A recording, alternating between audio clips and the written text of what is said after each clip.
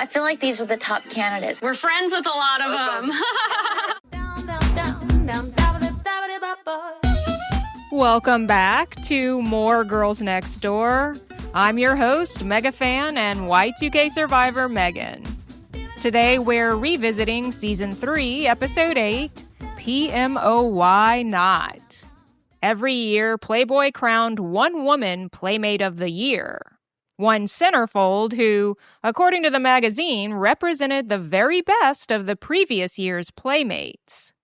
The title came with $100,000, a brand new car, a motorcycle, a special pictorial, sometimes even the cover of the magazine. And perhaps most importantly, a year's worth of publicity that could completely change a Playmate's career. So naturally, everyone wanted to know who was going to win, including the viewers. The funny thing is, this episode revolves entirely around the 4 finalists living across the street in the Playmate house. Yet somehow, by the end of the episode, we still barely know who any of them are. Holly and Bridget have actually talked about this disconnect on Girls Next Level. They said they always wished the Girls Next Door had spent more time introducing the reoccurring Playmates instead of treating them like familiar faces everyone already knew. And I agree. So today, we're going to fix that. Throughout this recap, we're going to pause the episode and open up our own More Girls Next Door Playmate data sheet on each of the 4 finalists. Who they were, where they came from, how they ended up at Playboy, what made each of them unique. And because 20 years have somehow passed since this aired, we'll also check in on where they are today. Think of this as the true Hollywood story E never made. But first, let's crack open the Y2K vault.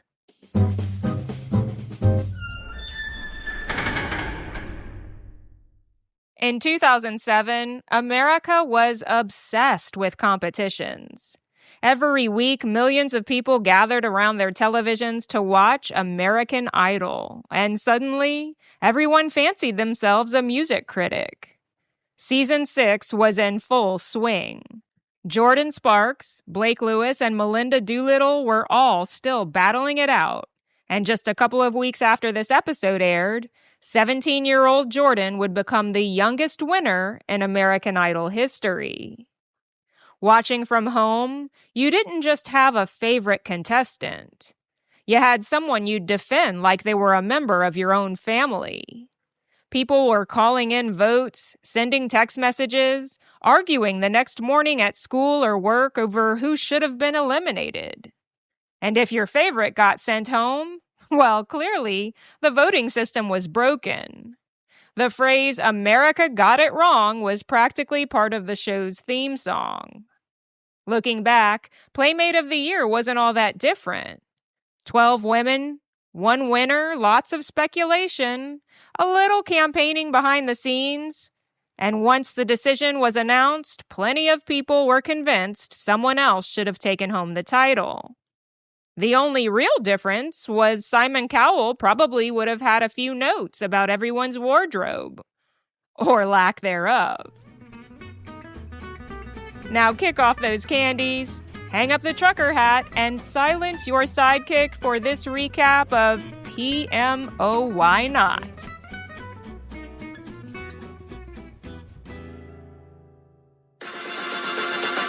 Here we are. A few weeks ago, Hef took Holly, Kendra, myself, and a bunch of the girls that live over at the Mapleton house out to dinner for what turned out to be a very special evening. Girls, tonight is a rather special night. The new issue just went on sale, and in the weeks immediately ahead, the readers are going to be reacting to the Playmate review on who they think should be the Playmate of the Year.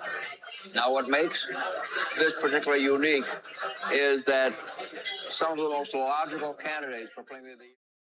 This episode opens with Hef taking Holly, Bridget, Kendra, and several of the Playmates living across the street out to dinner. Halfway through the meal, Hef taps his silverware against a glass of wine. Clink, clink, clink. And then he delivers a speech the way Hugh Hefner always seemed to reveal important information.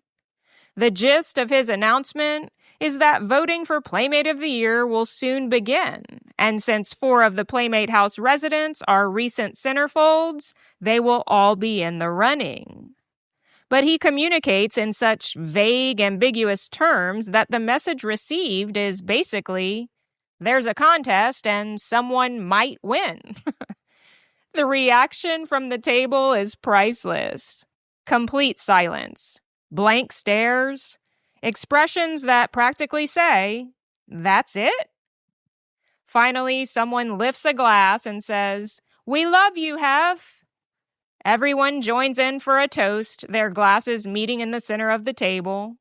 And Hef, apparently deciding speeches are overrated, follows it up with, "Let's all get drunk." We're bombarding you guys. Hey guys, Hey, what's up? nothing much. We're here to cast our votes for Playmate of the Year. A very distinct time of year around here at the mansion is the time when they announce Playmate of the Year. This is a hard year not only because there's a lot of good candidates, but because we're friends with a lot of them. Almost all across the street. Yeah, I know.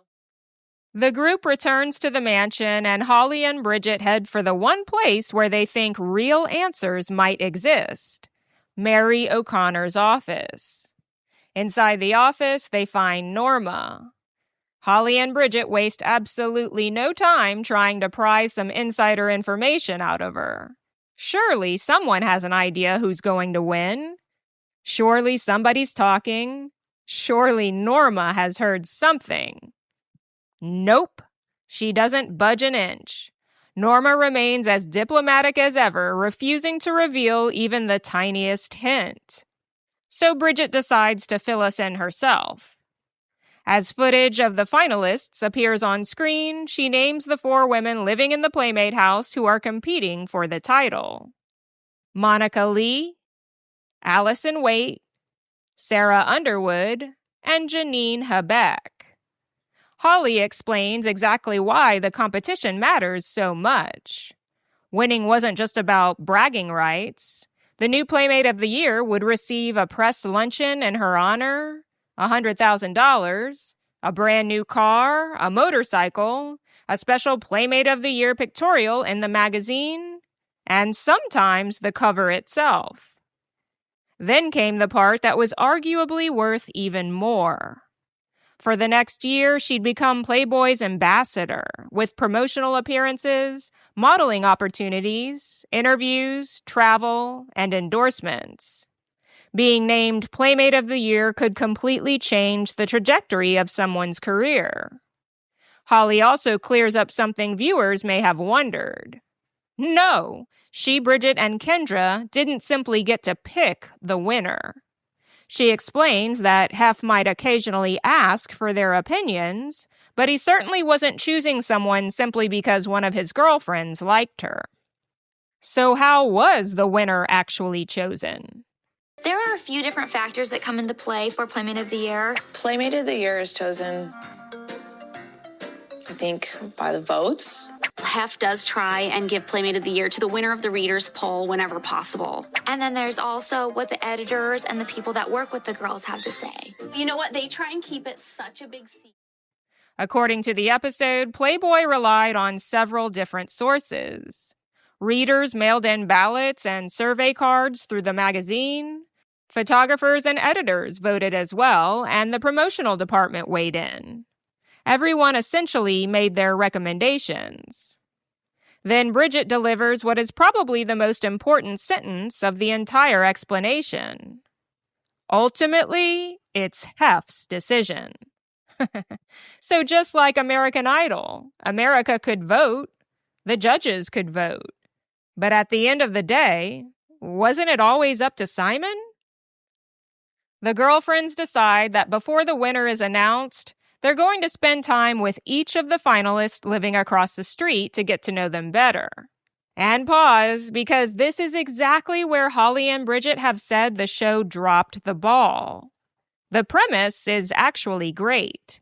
a chance to learn who these women are behind a centerfold.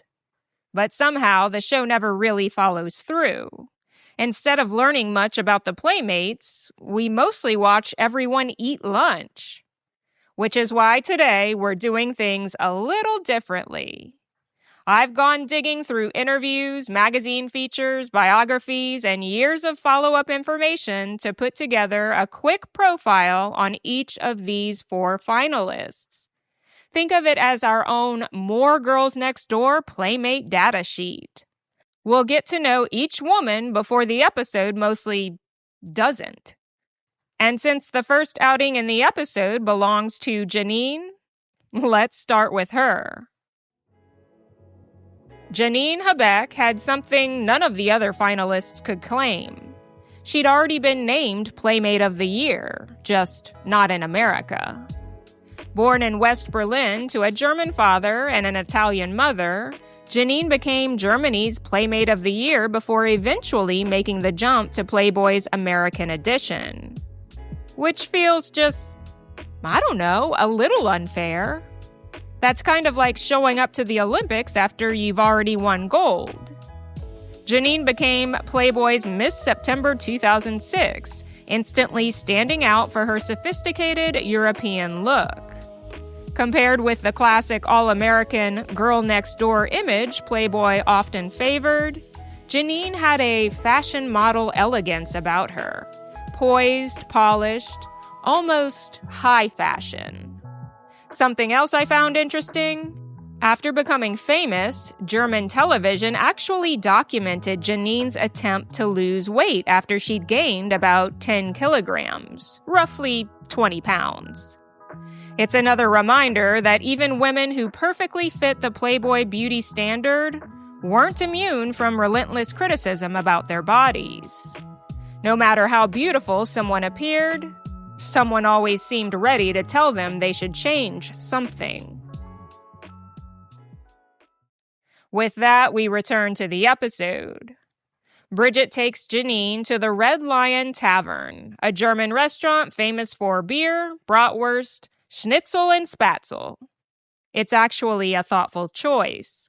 Unlike some of today's other outings, this one at least connects to Janine's heritage.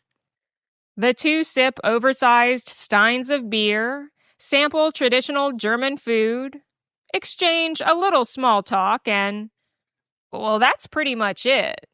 There are long stretches where they're simply eating, occasionally commenting on the food, but we learn very little about Janine herself. And that is exactly what Holly and Bridget were talking about years later. The episode promises we'll get to know these women, but instead we mostly discover that Janine enjoys schnitzel. Thankfully, our Playmate data sheet filled in the blanks the episode never bothered to.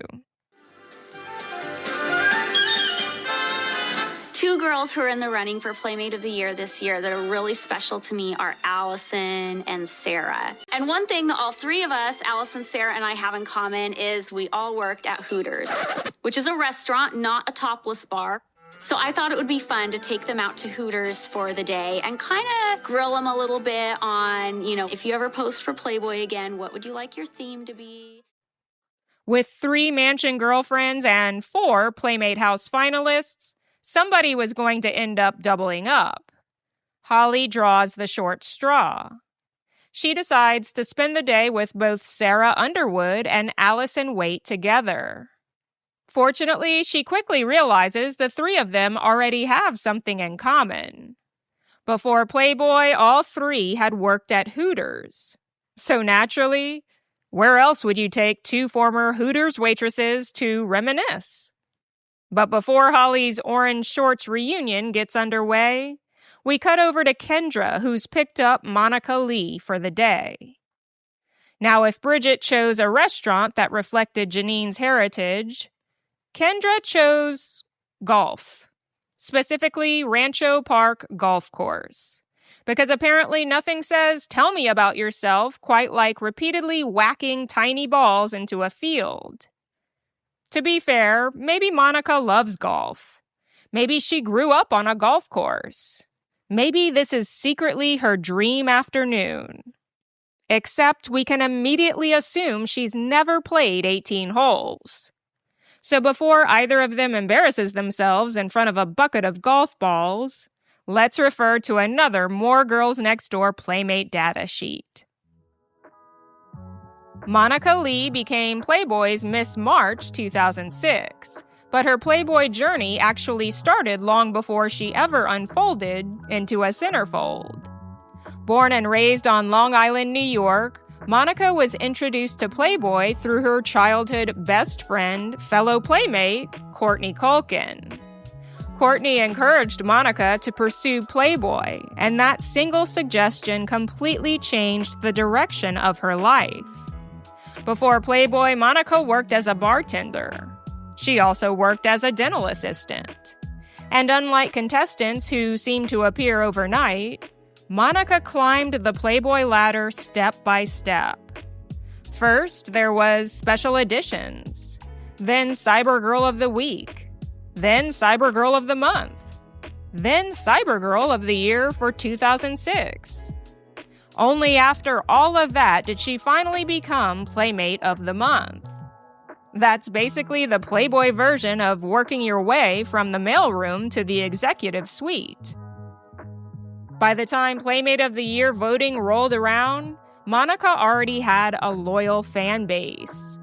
She also made appearances throughout The Girls Next Door and popped up briefly in projects like Entourage, CSI Miami, and even Spider-Man 3. Monica had what I'd call a very classic Playboy look with an edge. Long caramel-colored hair, natural curves, a youthful smile offset by slightly exotic features. There was something timeless about her. Back at the driving range, Kendra proudly announces, "I'm a pro at this, just watch me," which is followed by repeatedly swinging and completely missing the golf ball. Again, and again, and again. Where's the tee? Right here. Oh. This is gonna be our first fight here today. First fist fight. We didn't fight yet? Well, not fist fight. Bam, bam. We got big ass cushions. Watch, I'm getting warmed up here. Okay, okay. Watch.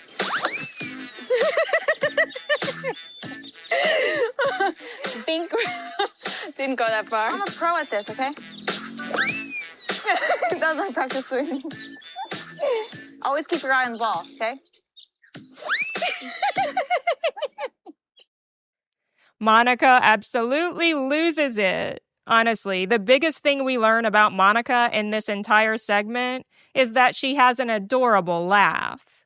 She can barely keep it together watching Kendra's confidence unravel with every missed swing. Eventually, Kendra decides she's demonstrated enough, or perhaps exhausted enough, and invites Monica into the stall. Monica approaches golf exactly the way most of us would. No stance, no grip, no clue. Kendra gives a few pointers.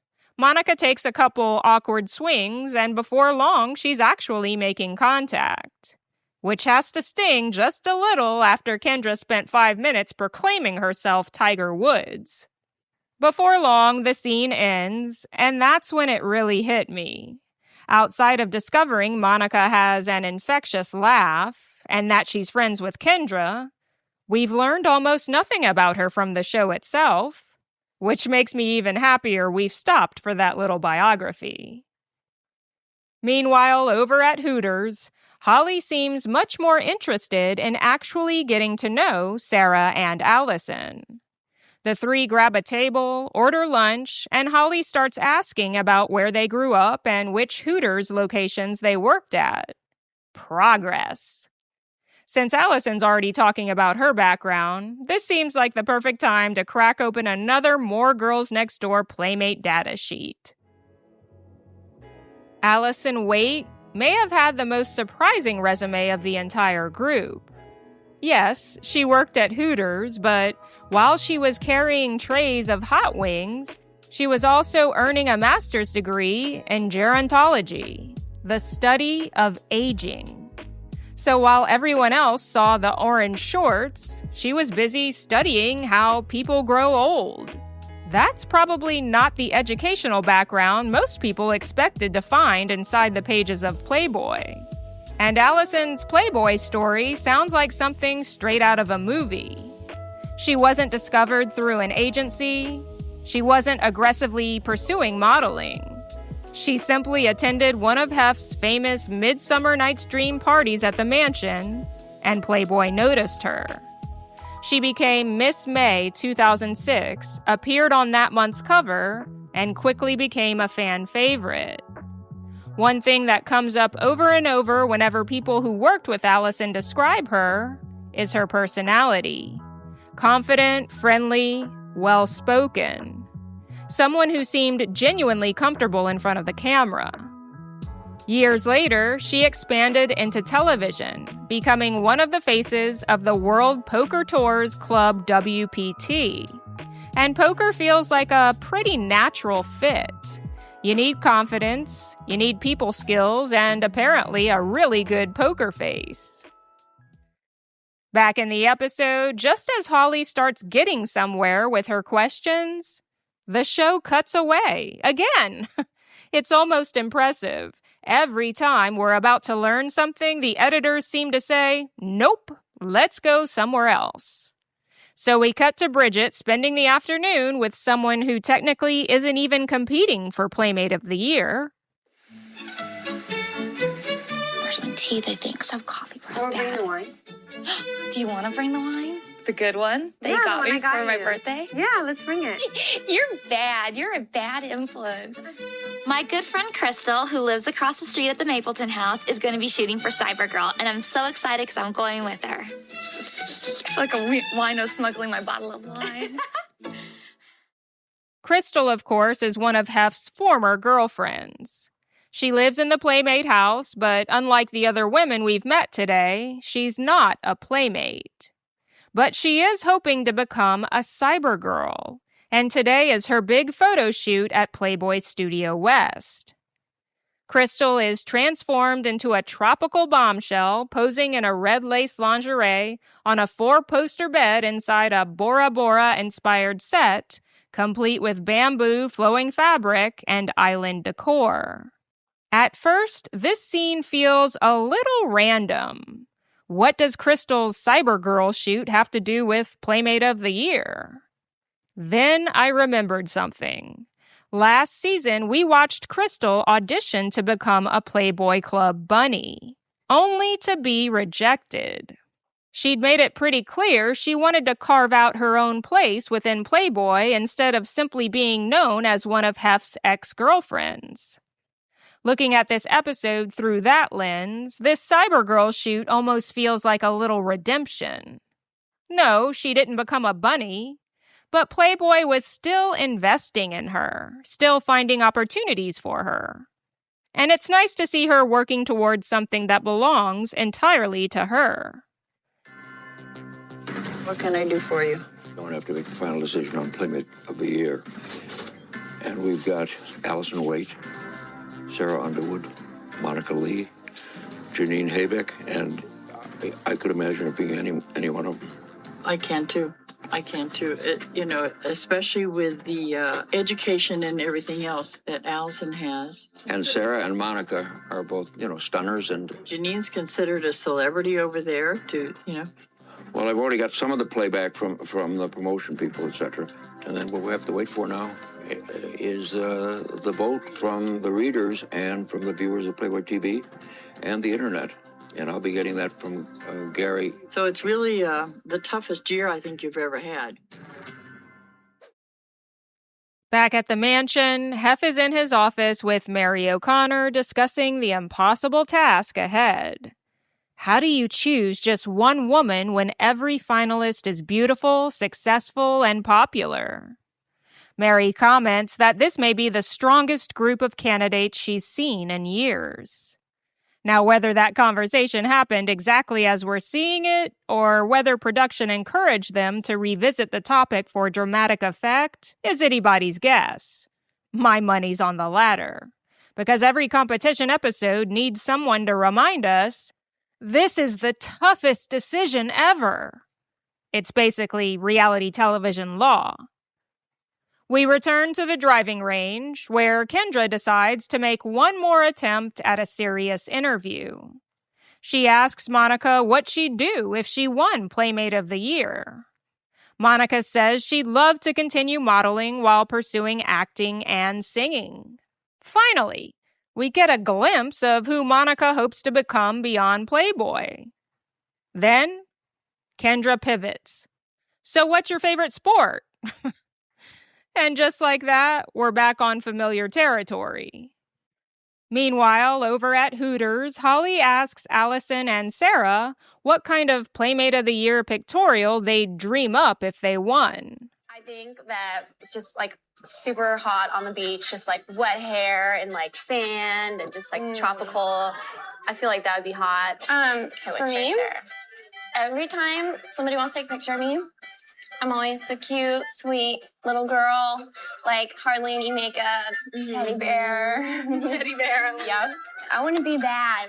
I want like, black, smoky eyes, just like whipping my hand. Like, I want to be bad. E3. Alison envisions something sexy and beach-themed. Sunshine, sand. Classic Playboy. Sara, on the other hand, has a very different idea. She says she'd like to break away from the sweet, innocent image she'd been given in previous pictorials. Instead, she imagines darker makeup, more attitude, and even some dominatrix-inspired styling.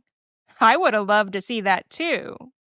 Because by this point, Playmate had pretty much cast Sara as America's sweetheart. It's always interesting hearing someone want to challenge the image everyone else has already assigned them. And speaking of Sara, there's one more Girls Next Door Playmate data sheet waiting to be opened. Sara Jean Underwood grew up in the small town of Scappoose, Oregon.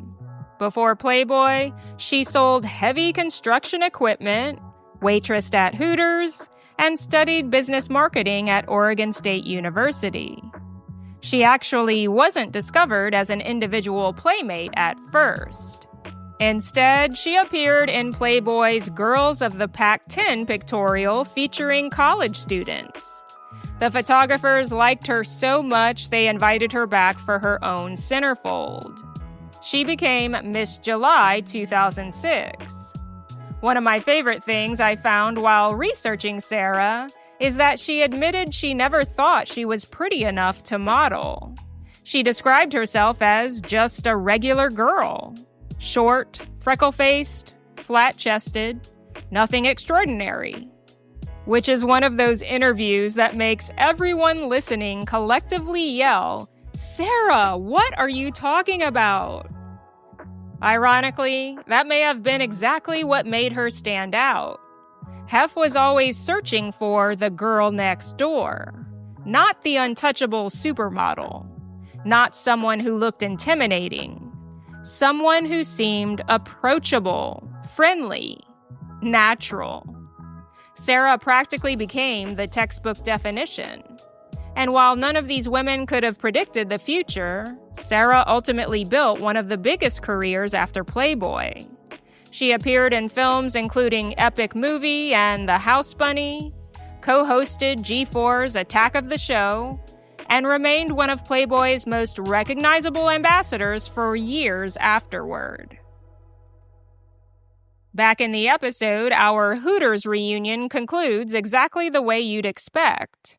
Not by discussing career goals or childhood stories or life outside Playboy.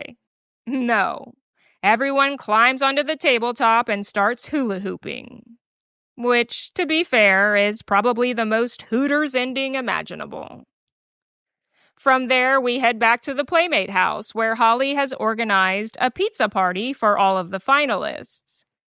To make the afternoon a little more special, she's also invited women who know exactly what these finalists are going through. Former Playmates of the Year Tiffany Fallon and Carmela DeCesar. It's always fun just to hang out with the girls, have pizza. I brought some surprise guests to say hello. I smell hookers. What? I used to love waking up and be like, damn, I'm Playmate of the Year. That's funny. It must be the Playmate of the Year over here. I mean, like you and me. You're right.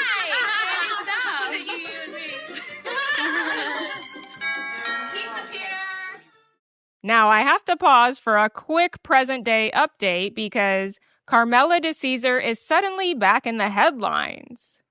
If you're a Real Housewives fan, you may have heard that she's joined the cast of The Real Housewives of Orange County. It's funny how life comes full circle.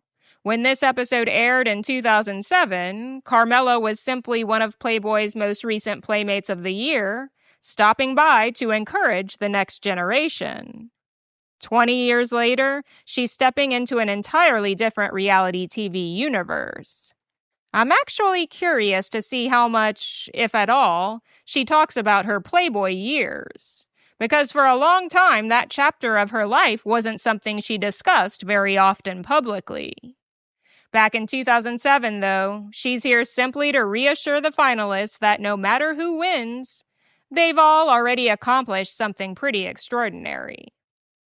The conversation is light, everyone's laughing, eating pizza, trying to pretend they aren't all wondering the exact same thing.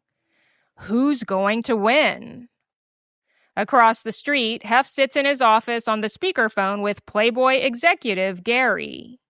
According to the episode, the reader surveys have been reviewed, the staff recommendations have been considered, the internal discussions have happened. Hef has reached his decision. Norma is given one very important job: call the winner, without letting anyone else know she's the winner. Her solution is wonderfully old school. Oh, God, I'm not don't answer it. She called. Want me to get it last? I'll get it. Hi, it's Norma. There's a guy here with a registered letter for you, and he won't let me sign for it. Could you come over? When the phone call came through, everyone was like, that's really weird. Norma phones the Playmate house, asks for the correct Playmate, and tells her she needs to come over to the mansion because a registered letter has arrived that requires her signature. The show wisely doesn't let us hear whose name Norma says or who she addresses on the phone call. Instead, the suspense shifts entirely to the Playmate house. You can almost feel the tension. Everyone suddenly becomes a detective. Who's missing? Wait, who got the phone call? What did they say? No dialogue is really necessary. Everyone's expressions tell the story. The music grows more dramatic. The cuts between the mansion and the Playmate house become quicker.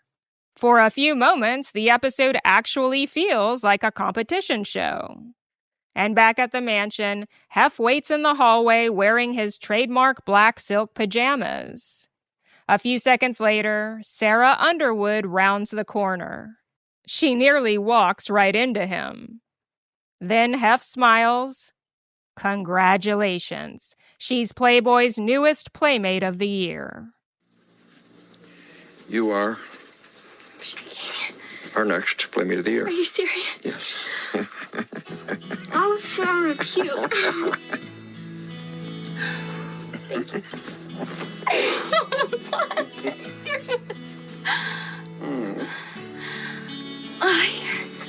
Well, I understand. Well, this was... I was not expecting. I understand that.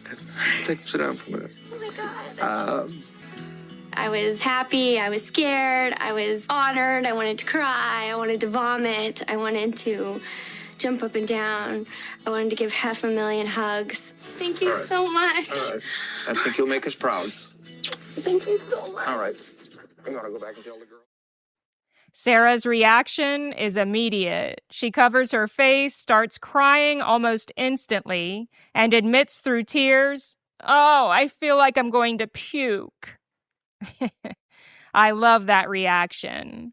There isn't a polished acceptance speech. There isn't a perfectly rehearsed television moment. It's just genuine shock. You can actually see the realization washing over her in real time. This thing she'd been hoping for, wondering about, trying not to think too much about, has actually happened. Even Hef gets emotional. Sara hugs him, thanks him repeatedly, and after collecting herself as best she can, heads back across the street. That's when another moment really stood out to me. Before she even reaches the house, she runs into Alison. Sara is apologetic as she reveals she's won. She's worried sharing her good news is going to hurt her friend's feelings. Instead, Alison screams, throws her arms around Sara, and gives her one of the most genuinely enthusiastic congratulations we've seen all season. No jealousy, no awkwardness, no forced smile for the cameras. Just pure excitement for her friend. I have to say, Alison comes across incredibly gracious in that moment. As word spreads through the Playmate house, the congratulations continue. There are hugs, tears, smiles, a few disappointed faces trying very hard not to look disappointed. And that's probably the healthiest reaction you could hope for in a competition where only one person gets to hear the words everyone else wanted to hear. I got it! I was really happy and really surprised to find out that Sara got Playmate of the Year. Yes! Oh, congratulations! How exciting! Could not pick a sweeter one. The episode ends with Hef reflecting on how pleased he is with his choice for this year's Playmate of the Year. Couldn't have gone to a sweeter gal. Before we wrap up today's recap, let's finish one last thing the original show never did. Where are they now? I thought it'd be fun to check in on all 4 finalists and see where life took them after Playboy. Because looking back nearly 20 years later, it's fascinating how differently their stories unfolded. Monica Leigh. Monica has remained the most private of the 4 finalists. While she continued acting for several years, appearing in small roles in projects like Spider-Man 3, CSI Miami, Entourage, and more recently, the 2024 film The Gentleman, she never chased celebrity the way some former Playmates did. Instead, she's largely stepped away from the spotlight and has kept her personal life just that, personal. Considering how much social media encourages people to share every waking moment today, there's actually something refreshing about that. Janine Habeck. Janine eventually returned to Germany, became a mother, and traded Hollywood for a much quieter life. She still models occasionally, but these days her focus is family. In recent interviews, she's also addressed one rumor that's floated around Playboy circles for years. Despite plenty of speculation, she says she never had a romantic relationship with Hugh Hefner. She always viewed him as her employer, not a boyfriend. And given everything we've learned over the years about the dynamics inside the mansion, it's interesting hearing that perspective from someone who experienced it firsthand. Alison Waite. Alison continued building exactly the kind of career many people predicted for her. She remained involved with Playboy events for years, worked as one of the hosts for the World Poker Tour's Club WPT, and became a familiar face at charity events and Playboy reunions. What's interesting is, even today, there are plenty of Playboy fans who still argue Alison should have won Playmate of the Year instead of Sara.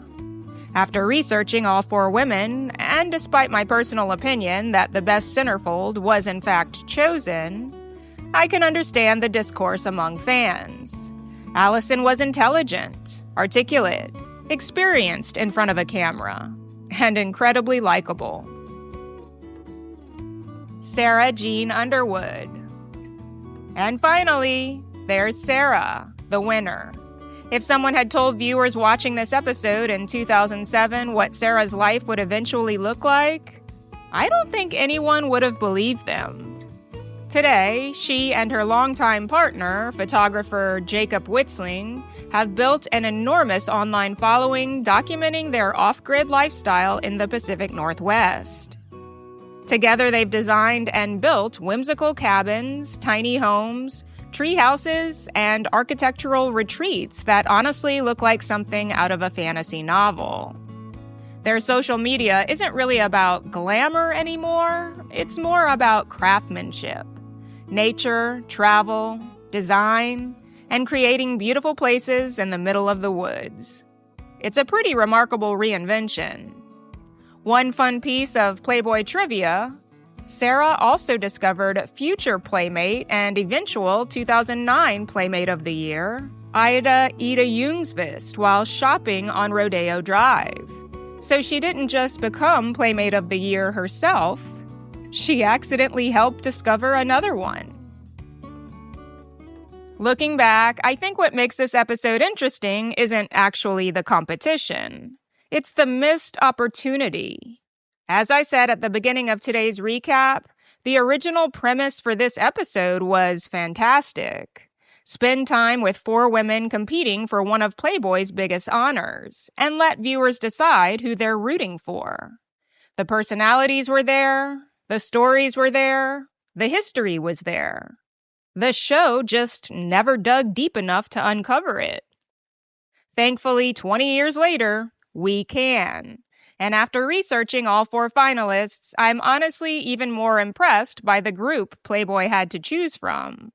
Whether your favorite was Monica, Janine, Alison, or Sara, it's easy to understand why Mary called this one of the toughest Playmate of the Year competitions she'd ever seen. Next time, we'll be jumping into Season 3, Episode 9, where, as always, life at the Playboy Mansion finds a brand new excuse to become delightfully chaotic. If you enjoyed today's episode, I'd love it if you'd follow the podcast, leave a review, and share it with another Girls Next Door fan. Thank you so much for listening to and supporting more Girls Next Door. I love you guys, and I'll see you next time. On the bricks.